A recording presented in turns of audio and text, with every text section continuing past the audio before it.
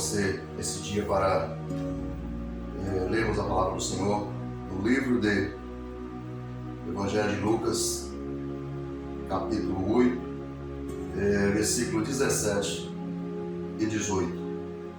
O título é A Parábola da Candeia. Leamos a palavra do Senhor que diz: porque não há coisa oculta que não haja de manifestar-se, nem escondida que não haja de saber-se e vir à luz. Vede, pois, como ouves, porque a qualquer que tiver, lhe será dado, e a qualquer que não tiver, até o que parece ter, lhe será tirado.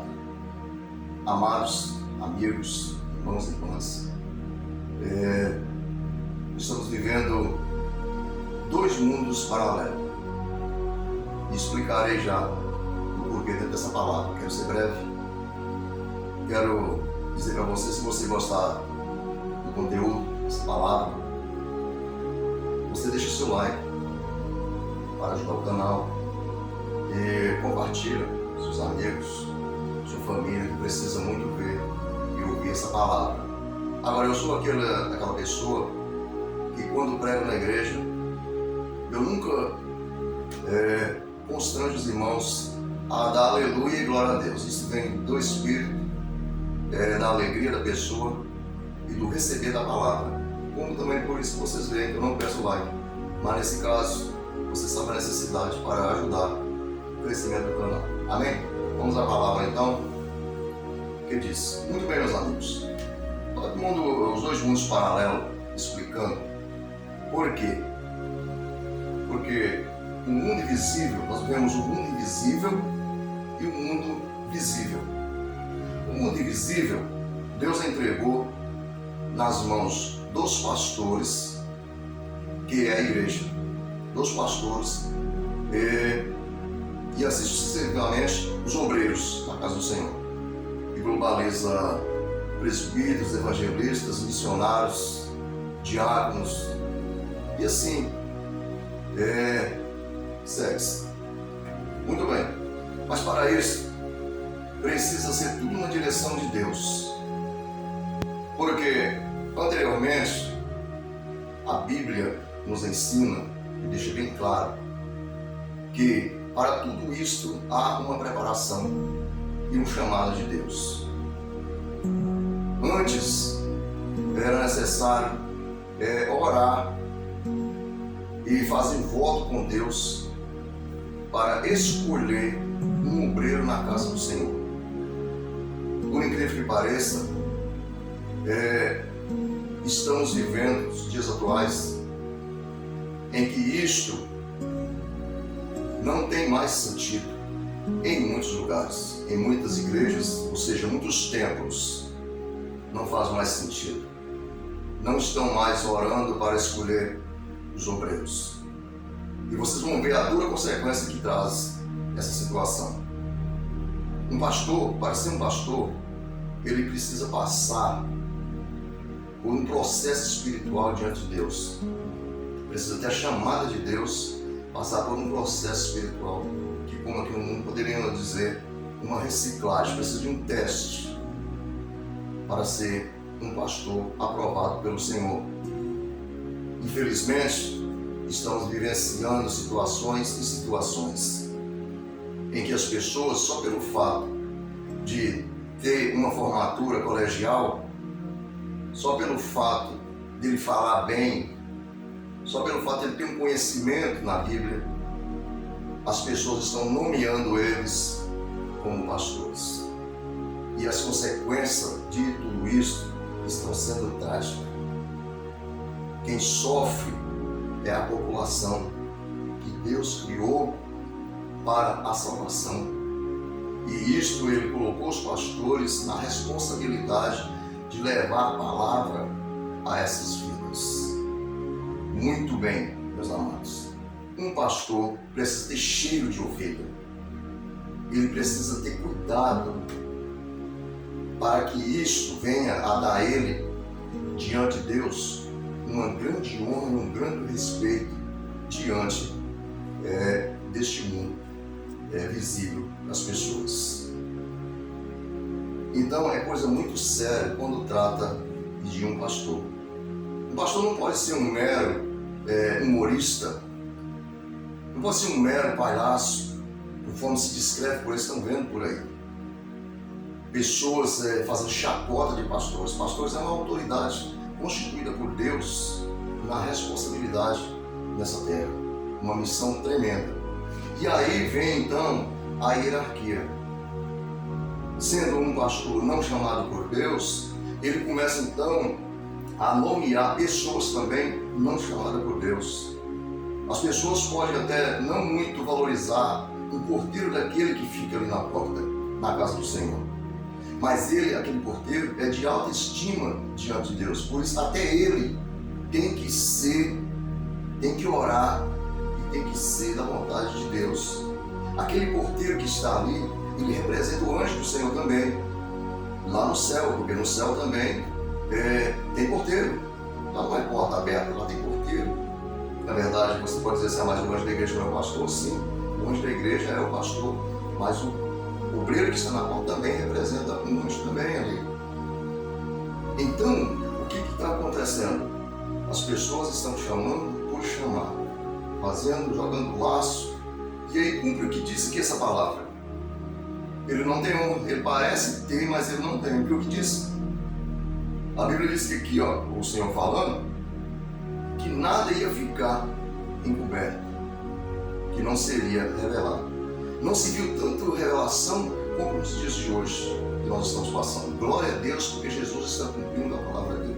Glória a Deus porque essa palavra é verdadeira. Amém, meus amados? Então o que acontece? Faz das sutis nas ocultas, colocando aquela pessoa ali sem preparação nenhuma, aquela pessoa venha cair escandalosamente e aí vem denigrindo a imagem dos outros obreiros. Você preparou para pensar a estima, a autoestima que tem a igreja de Cristo na terra, para que ela seja blasfemada da maneira que muitas das vezes estão sendo? Isso aqui é só dando um respaldo, porque eu vou trazer um outro ensinamento com relação mais a fundo a isso. Então, meus amados, veja bem, a importância que tem a transparência, a importância que tem a sinceridade diante de Deus. Esse mundo em que vivemos, nessa condição de leviandade, displicência, muitas das vezes, da parte das responsabilidades daquilo que Deus entregou a ele, e ele agora está tão somente virando as costas para Deus, quando escolhe uma pessoa por vista e não na direção de Deus. Então quem sofre são aqueles a quem necessita da verdade. Muito bem, meus queridos, essa parte aqui é o mundo invisível.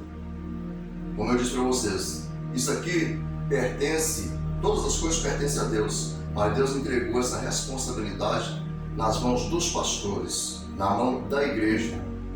Deus não entregou responsabilidade de profecia nas mãos dos satanistas, nas mãos dos espíritas, nas mãos dos macumbeiros, dos adivinhos, dos agoreiros. Não, Deus não entregou essa responsabilidade nas mãos deles.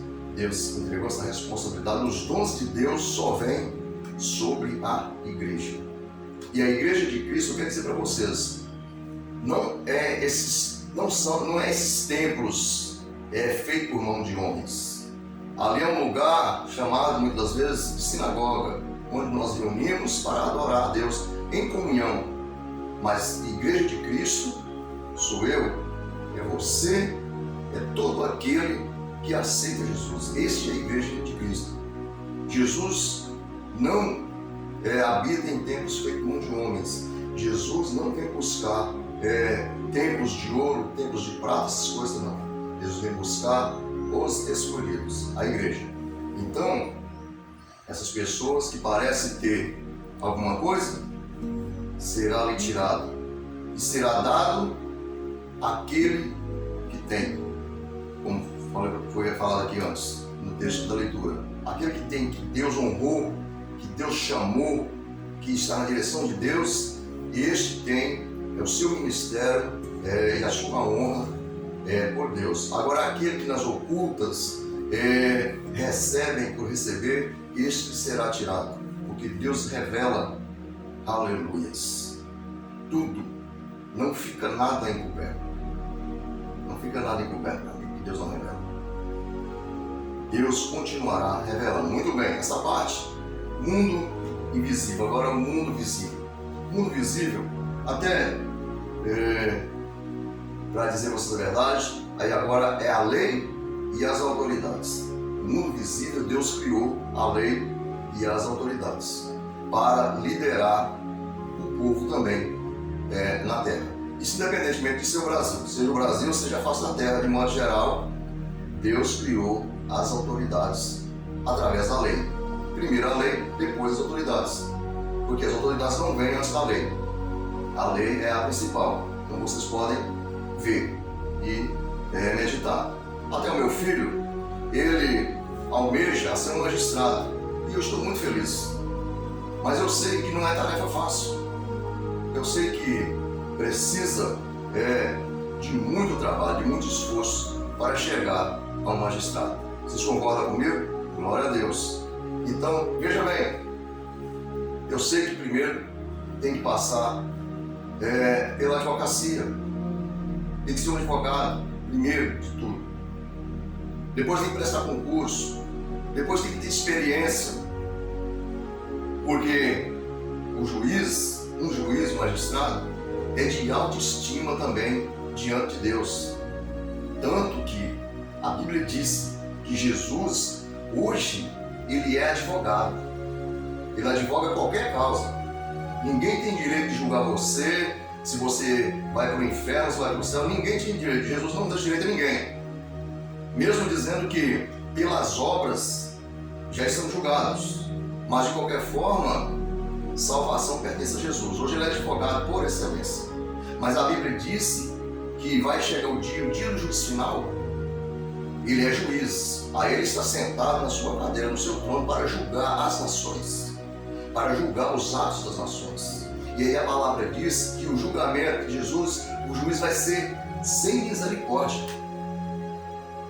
Então veja bem, por isso que ele encarregou os juízes dessa terra, as autoridades, para legislar, para fazer a lei valer sobre as nações, para que as nações temam e respeitem as autoridades e a lei. Muito bem, porque não há nada sem disciplina. Algo sem disciplina não funciona. Desde uma sala de aula até um lar, numa casa, uma família. Sem disciplina não funciona. E muito bem, para concluir aqui, então não tem condições de, assim como eu falei dos pastores, não tem condições de um diácono exercer a função de um pastor sem ele ser chamado, sem ele passar pelo processo. Não tem como funcionar, porque não tem experiência e ele acaba sucumbindo. Vai vir à tona o que ele faz, o que ele pensa, e aí vai ser revelado.